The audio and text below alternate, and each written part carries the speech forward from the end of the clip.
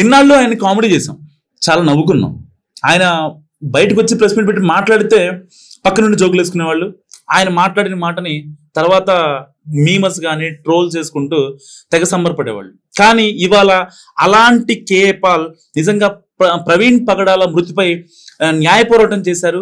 ఆయనే వెళ్ళి కూడా హైకోర్టులో వాదించారంటే నిజంగా అతిశక్తి అని చెప్పాలి. వాస్తవానికి ఎప్పుడు ఆయన చూసి నవ్వుకునే వ్యక్తి ఒక పాస్టర్ మరణంపై ఆయన చాలా సీరియస్ అయ్యి ఆయనే వాదించే వరకు వెళ్ళింది. అలాంటి మహోన్నత వ్యక్తి గురించి మాట్లాడుకుందాం ఇవాళ. సో ఈ వీడియో చివరి వరకు చూడండి. నాకు ఒక కామెంట్ కావాలి మీ తరపు నుంచి.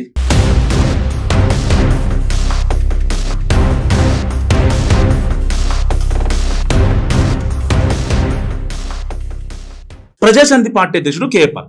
సో ప్రపంచవ్యాప్తంగా పరిచయం అక్కర్లేని పేరు ఇది. ఆయనకు ఎంతో మంది ప్రపంచాధినేతల్ని కలిసిన వ్యక్తిగా పాల్కు మంచి గుర్తింపు ఉంది. అప్పట్లో సపరేట్ ఫ్లైటే ఉండేది, అది వేరే విషయం అనుకోండి. గత 10 ఏళ్లుగా కేఏ పాల్ తెలుగు రాష్ట్రాలకు సంబంధించిన రాజకీయాల్లో బిజీ అయ్యారు. ఏపీ విషయానికి వస్తే స్టీల్ ప్లాంట్, ప్రత్యేక హోదా వంటి ఎన్నో అంశాలపై హైకోర్టులో పోరాడుతున్నారు కేఏ పాల్. అయితే ఆయన పైకి కామెడీగా కనిపించిన కొన్ని విషయాల్లో చాలా సీరియస్ గా ఉంటారు.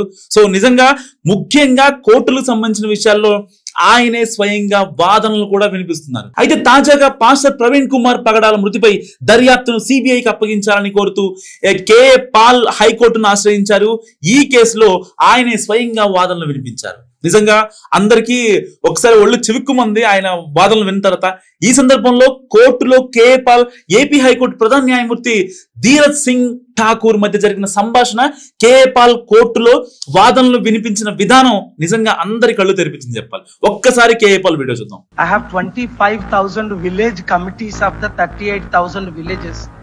Information gathered from media only. Paul లేచి ముందుకు వెళ్లి ఆయనే కేసు వాదించడం మొదలు పెట్టారు. చూసారు కదా ఇప్పుడు వీడియో. చీఫ్ జస్టిస్ సరే వాళ్ళ వివరణ ఇస్తారు, కొంత సమయం ఇవ్వండి, ఆ వాయిదా వేస్తాను అన్నారు. Can you please give me 2 minutes of time అని గట్టిగా అన్నారు కేఏ పాల్. సరే మాట్లాడండి అని జస్టిస్ గారు పర్మిషన్ ఇచ్చేసరికి పాల్ గారు తన వాదన మొదలు పెట్టారు.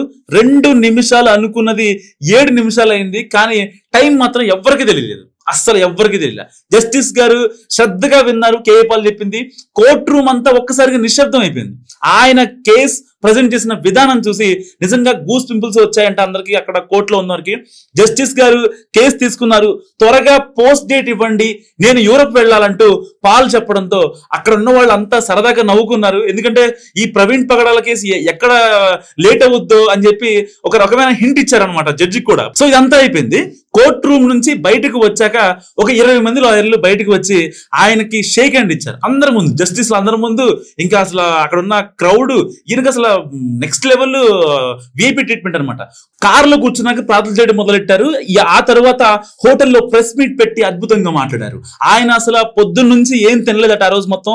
తిరిగి హైదరాబాద్ బయలుదేరిపారు.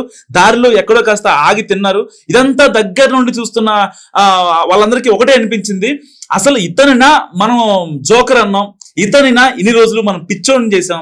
ఈ రోజు కోర్టు రూమ్ లో వాదనలు వినిపించిన ఆ గొంతు అసెంబ్లీలో అడుగు పెడితే మరోలా ఉంటుందంటూ కూడా చాలా మంది కామెంట్ చేస్తున్నారు. నిజంగా ఈ గొంతుకకి ఇప్పుడు ఒక వాల్యూ ఉంది. సరైన రీతిలో నడిపించబడితే అది ఒక సమూహపు గొంతు కూడా అవ్వగలదు. ప్రార్థిద్దాం. ఆయన నిస్వార్థంగా వెళ్తున్న పోరాటాన్ని నిజంగా గౌరవించాలి. సో ఈ వీడియో గురించి మీరేమనుకుంటున్నారో కామెంట్ రూపంలో తెలియజేయండి. చూస్తున్నానండి మహానగర్.